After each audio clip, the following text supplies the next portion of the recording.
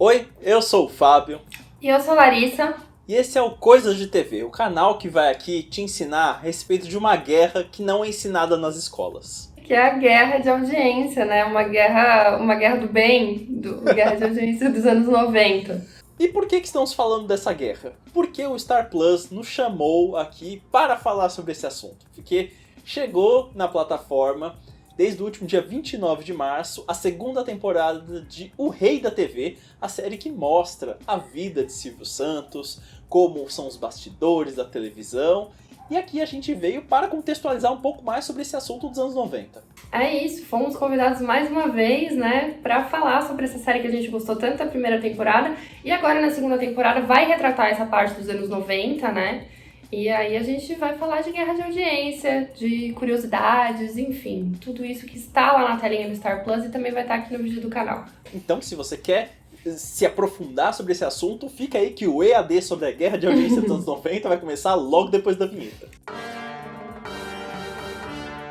Para entender a guerra de audiência, nós separamos em 5 batalhas diferentes, e a primeira batalha que a gente vai falar não é bem uma batalha, porque são os preparativos do terreno, né? Eu gosto que nessa guerra de audiência, o Silvio Santos está lá no campo e também é tipo um general, que ele cuida das coisas no fundo, né? Tudo começou quando lá no final dos anos 80, a Globo contratou o Faustão. Ele era apresentador lá da Band, apresentava o Perdidos na Noite. E aí a Globo falou, nossa, esse cara aqui apresenta de uma forma bem casual, bem espontânea. Vou contratá-lo para dar um programa nos domingos, que é onde o Silvio Santos reinava, não é mesmo? Sim, naquela época era o programa Silvio Santos que tava rolando, né? E assim, o Silvio Santos era o grande líder de audiência há décadas, como a gente viu, tipo, na primeira temporada do Rei da TV, acho que isso fica muito claro, né? Sim.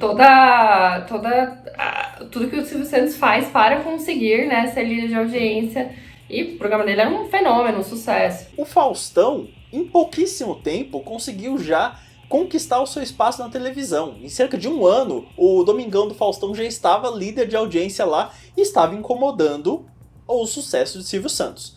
Aí, seu Silvio viu aquilo e falou, vou preparar aqui o terreno para me vingar desse programa. Como é que foi esse negócio? O Gugu, na época, ele fazia muito sucesso com o Viva a Noite, né, um programa que passava nas noites de sábado.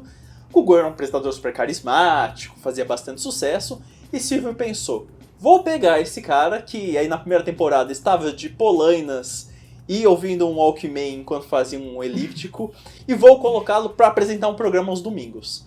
Foi aí que ele teve a ideia de introduzir o Domingo Legal, que é um programa, né, super famoso. Só que o Domingo Legal, ele não começou competindo com o Faustão. Achei que foi sacada de gênio do Silvio. Sim. Porque ele botou o programa bem mais cedo, mais perto da hora do almoço. E o Faustão passava lá no final da tarde. Tipo umas 4h30, mais ou menos. Sim, eles competiam só por uma meia hora, 40 minutos ali, entre o final do Gugu e o começo do Faustão. Por que o Silvio fez isso? Porque era uma forma de fazer com que o público se acostumasse a ter um outro rosto ali no domingo. Então ele botou o Gugu um pouco antes do Faustão para as pessoas, quer dizer, para ele não competir diretamente, ou seja, a pessoa começava assistindo o Gugu e aí, legal, né? Interessante. E aí, depois,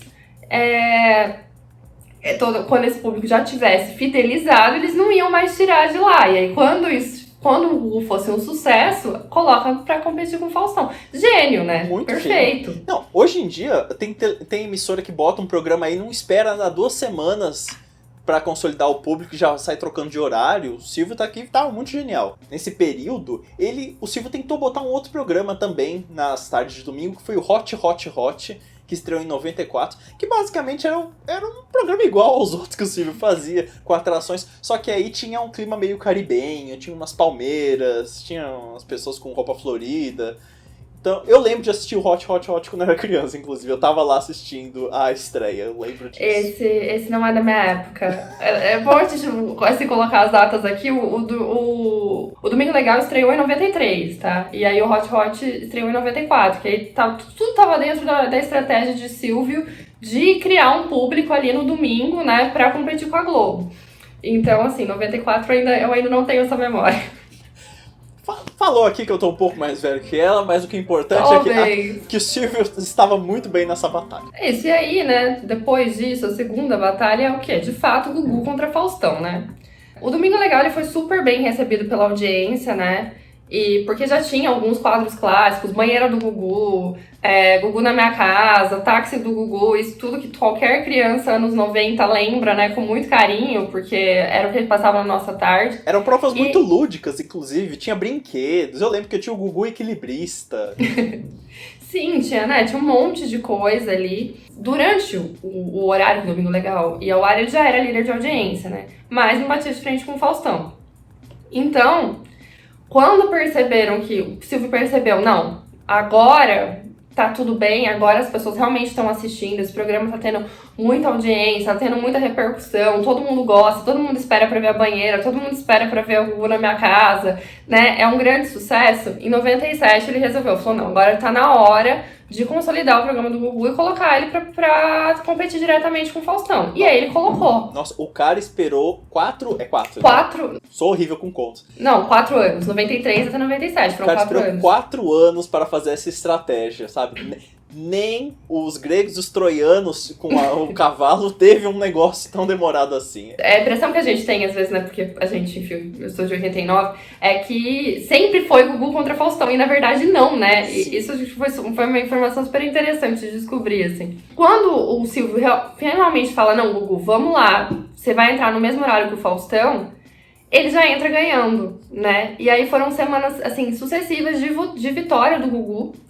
E o Silvio é o Silvio, né? Então ele sempre acabava se gabando de uma maneira meio descontraída, né? Da série de vitórias, porque aparecia um Guguzinho correndo na tela, assim, toda vez que eles viam que na contagem o Domingo Legal tava ganhando o Faustão. E aí tinha até tipo um concurso que se você tinha uma dada hora que se você ligasse e adivinhasse quantas vezes você achava que o Guguzinho ia passar, você ganhava um prêmio. Enfim, Silvio sendo Silvio. Eu gosto que a Globo é sempre muito certinha com as coisas. Não, vamos fazer aqui o programa, etc. E o Silvio, bota um Guguzinho aí toda vez que estiver em líder de audiência. Sim, aí na segunda-feira, né, que era no outro dia, que aí tinha a contagem de fato, porque o Guguzinho passava quando, tipo, né, o Gugu passava o Faustão no Ibope naquele momento, né, mas depois sai o consolidado, né, de quanto que foi a média de audiência, e aí na segunda-feira, quando o Domingo Legal ganhava na média consolidada, aparecia, tipo, uma animação do Gugu e do Faustão num ringue na segunda-feira no SBT. Coisas que só os anos 90 poderiam proporcionar, né?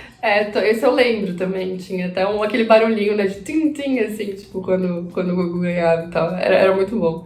Enfim, só que aí é claro que isso acaba sendo um grande, né, um pedra no sapato da Globo, né, porque, bem, eles eram líderes de audiência daquele horário e de repente aparece o Gugu com o Domingo Legal e, putz, né, o que a gente vai fazer agora? E aí, pra tentar concorrer, o que eles tentaram fazer? Colocar quadros similares ao que existiam no Domingo Legal. Bom lembrar que o Domingo Legal, um dos grandes sucessos, é a banheira do Gugu, né? Eu acho que talvez a coisa que fique mais no nosso imaginário é a banheira do Gugu, e de fato era um grande sucesso.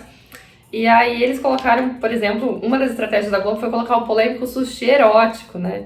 Que era o que pretendia, que era uma garota que ficava, né, nua ali com pedaços de sushi, enfim, era... Você quer entender como é que a televisão brasileira dos anos 90? Você imagina que eles colocavam uma mulher e colocavam peças de sushi e sashimi em cima dela, né? E isso era uma atração. Isso não foi muito bem recebido, inclusive, nem muito pela audiência, nem muito pela crítica muito menos, né? E aí chegamos à terceira batalha dessa guerra por audiência, que foi uma batalha que usou um outro instrumento que não havia sido citado até agora, que foi o jornalismo.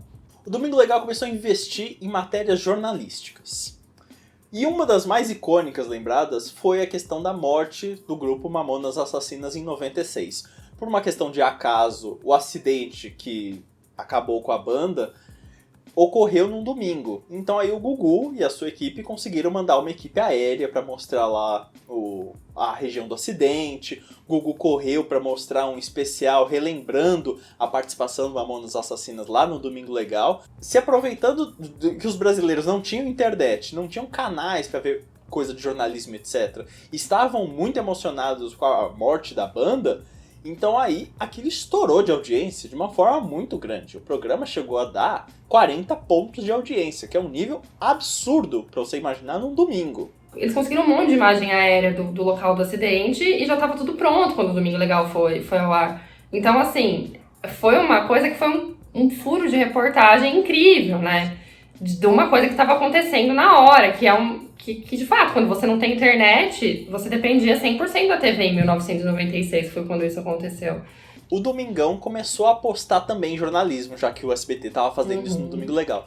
Só que não tava dando tanto certo assim. Acho que o Faustão não estava tão desenvolto assim para falar sobre algumas questões.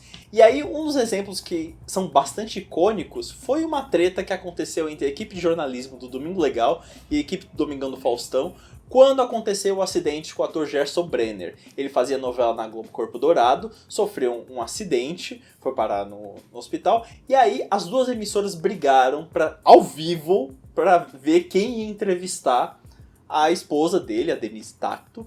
E aí foi um negócio de louco, porque estavam arrumando a Denise para falar com o Faustão ao vivo, enquanto isso a equipe do SBT tentando falar com ela ao vivo e mostrando a entrevista que estava dando para o Faustão no Domingo Legal. Sim, porque em teoria a Denise seria, né, a entrevista seria exclusiva da Globo, porque o Gerson Brenner era contratado da Globo, né? E aí não, assim, só que o Gugu também queria mostrar isso, porque era o que todo mundo tava falando no dia. Os dois ali em cima, um mostrando os bastidores da entrevista do outro. Sim. E ainda teve uns outros episódios que o jornalismo marcou bastante, como por exemplo em 97, a Globo anunciou que teria uma revelação muito bombástica sobre a Xuxa. No Domingão. O que Gugu, Silvio Santos e a galera do SBT descobriram? Qual era a revelação bombástica, que no caso era a gravidez da Xuxa. Eles fizeram com que o Domingo Legal anunciasse antes do Domingão do Faustão a gravidez da apresentadora. Incrível, porque quando a Xuxa foi de fato contar, né, eu estou grávida, ela aparece com o Luciano Zafir, né, toda a história lá, estou grávida, todo mundo já sabia, porque já tinha aparecido no Domingo Legal. Essas são apenas algumas das histórias, porque o Domingo Legal apostou muito em jornalismo, tinha uma música de plantão que era muito marcante, eu tinha muito medo quando era criança daquela música de plantão. Sim, porque em geral era alguma coisa meio séria que tava acontecendo, era uma coisa meio, né? É uma coisa muito aflitiva aquela música, mas enfim, ele tocava durante toda a cobertura, era o Gugu falando com o helicóptero, falando com o repórter ao vivo, a plateia lá do palco do Domingo Legal reagindo no meio das matérias jornalistas super densas. Enfim, puro creme dos anos 90. E outra grande, né, estratégia que se tinha nos anos 90 ali dentro dessa guerra de audiência era disputa por convidados. Não só disputa por matérias, mas também tinha disputa por convidados. Porque, assim, boa parte da audiência dos domingos vinha de atração musical, né? E, assim, duas coisas faziam muito sucesso ali nessa época dos anos 90, né? Que era o axé, né, grupos tipo El Tchan e tudo mais, e o sertanejo, né? E o pagode então, também, né? E o pagode, justo. Então foram três, né, ali que... E essas atrações eram muito disputadas tanto entre o Domingo Legal e o Faustão. E aí, chegou a rolar até uma regra, né? A Globo colocou uma regra que caso o artista fosse no Domingo Legal, ele ficava umas 3 semanas sem poder aparecer no Domingão do Faustão. Que era pra tentar barrar, né, que alguns artistas fossem até o Domingão. E 3 semanas assim é um negócio grande pros artistas, né? É grande, principalmente se você estiver divulgando trabalho, divulgando música nova, né? É bastante tempo, é quase um mês, né, de geladeira. E aí, assim, além disso, né, além das atrações musicais, o Domingo Legal ele também contou com algumas atrações chave meio que dos anos 90 e internacionais, né? Tem a história do Jean-Claude Van Damme, que todo mundo deve lembrar, né, que dançou com a Gretchen. Eu não sei como ele foi parar no palco do Domingo Legal, mas aconteceu. E ele também trouxe a Shakira, foi a primeira vez que a Shakira apareceu na TV brasileira, que na época a Shakira ainda cantava em espanhol, mas era um grande sucesso já no Brasil, né, com Estou Aqui, Pés Descalços, essas coisas. Talvez um dos casos mais interessantes dessa história toda aí da disputa por convidados tenha sido o concurso da Loira do Tchan, né? Porque o Tchan, em 97, era uma das bandas mais famosas do país, né? Sim. E a Carla Pérez anunciou que ela ia deixar a banda, né? Ela não ia mais dançar. E aí, o El Tchan frequentava muito o Domingo Legal, frequentava também o Faustão, mas nem tanto. E a Globo teve a ideia, vamos fazer o concurso da nova Loira do Tchan aqui. Porque isso, né, vai dar uma grande audiência. A famosa música Nova Loira do Tchan veio desse concurso. Aí todo domingo a gente via várias loiras lá dançando e a gente votava por telefone ainda. Uhum. Sim, então assim... Inclusive, eu tenho até que confessar aqui um possível crime eleitoral que pode ter acontecido, mas eu lembro que no dia da final da Nova Loira do Tchan, eu recebi um santinho de uma das candidatas na porta de casa. Acordei, fui comprar pão, tinha lá vote, e que não era a vencedora, na outra. Tava lá, olha isso. Santinho de Loura do Tchan, pra vocês terem uma ideia do tamanho desse negócio. Mobilizou tanto o Brasil que teve até campanha eleitoral para a nova Loira do Tchan. E aí na tarde do concurso, na tarde da final, a Globo foi líder de audiência, porque não tinha como. O Brasil parou pra ver quem seria a nova Loira do Tchan, né? Era o grande, né? A grande festa da democracia era a Loira do Tchan.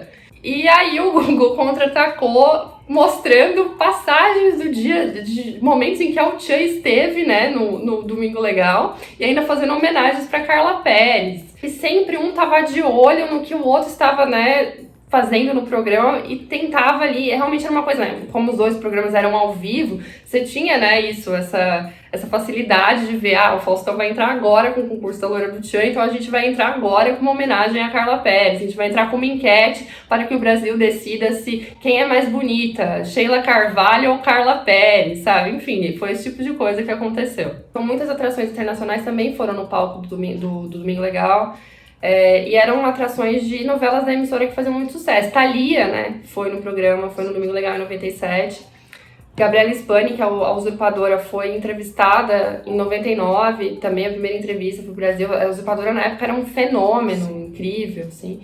E as Chiquititas também foram. As Chiquititas que gravavam em Buenos Aires foram no palco do Domingão. É muito engraçado, né? Porque as Chiquititas era uma novela brasileira, mas como era gravada na Argentina, a vinda delas era quase como se fosse artista internacional. Elas vinham tão pouco.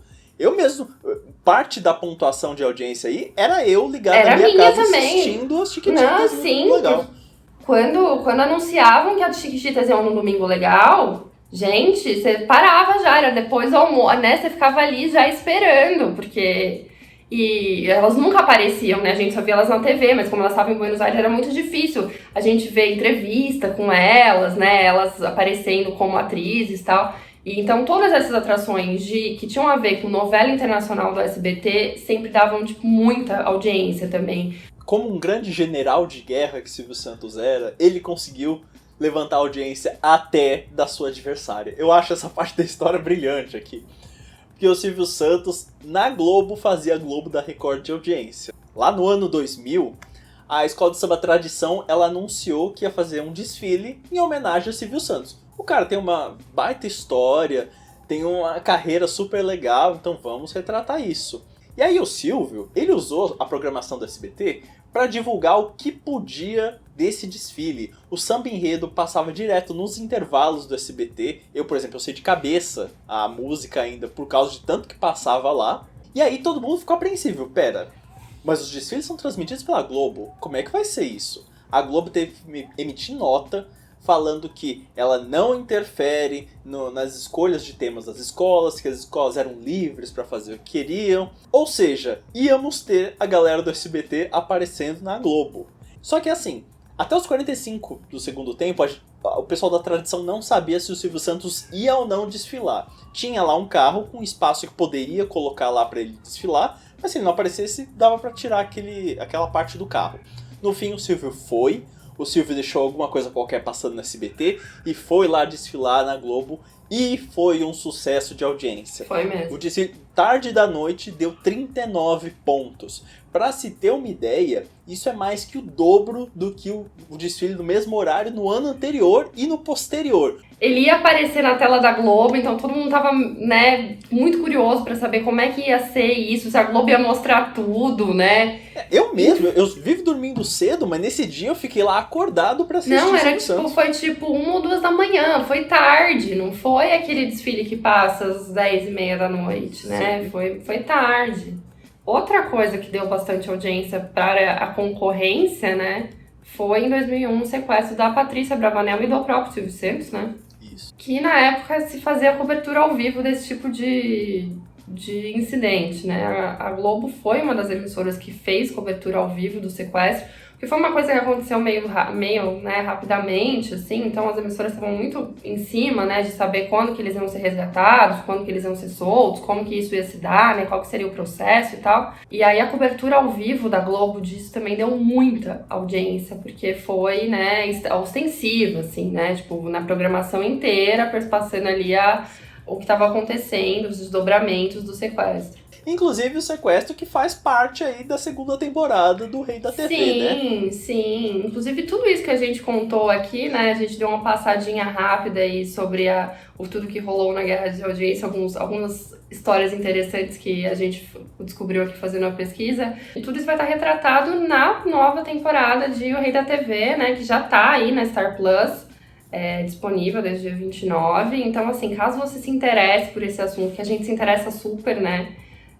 Eu acho que tipo... Enfim, eu acho os anos 90 na TV, assim, um negócio... É mágico isso. É mágico, um daqueles vídeos que eu fiquei muito feliz de ter que fazer pesquisa pra gravar, porque, putz, é muito divertido você ler tudo o que aconteceu, assim, é um período muito, muito especial, muito icônico. Então tudo isso vai estar lá retratado na segunda temporada do Rei da TV, então caso você se interesse pelo assunto, vale muito a pena dar uma olhada. Inclusive, quem assistiu a primeira temporada se divertiu um monte, porque é ótimo. Muito. Foi uma grata surpresa, né, a gente ver. Não só por descobrir mais pela história do Silvio, mas porque todos os atores estão muito bons, né? Sim, a forma como é contada a história é muito boa. É muito divertida. Então, nessa segunda temporada vai ter mais personagens, vai ter Faustão, vai ter muita gente aí.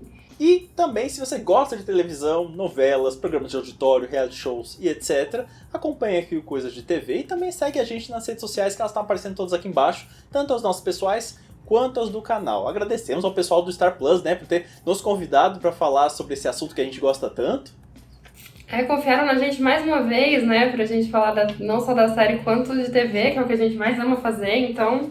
Muitíssimo obrigada. E é isso, conta aí pra gente se você já viu, né, algum episódio da segunda temporada. O que você lembra dessa batalha de audiência dos anos 90, o que ficou na sua cabeça, qual que é a memória que você mais tem viva aí. Conta pra gente. Se você não era nascido na época, se você achou, né, se você achou fascinante também descobrir que tudo isso aconteceu ao vivo nas nossas telinhas, conta aí. E é isso, até o próximo vídeo. Até mais, gente. Tchau. Tchau.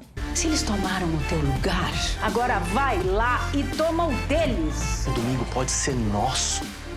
Nós dois juntos. A televisão brasileira nunca mais vai ser a mesma. Pelo menos vai dar ibope.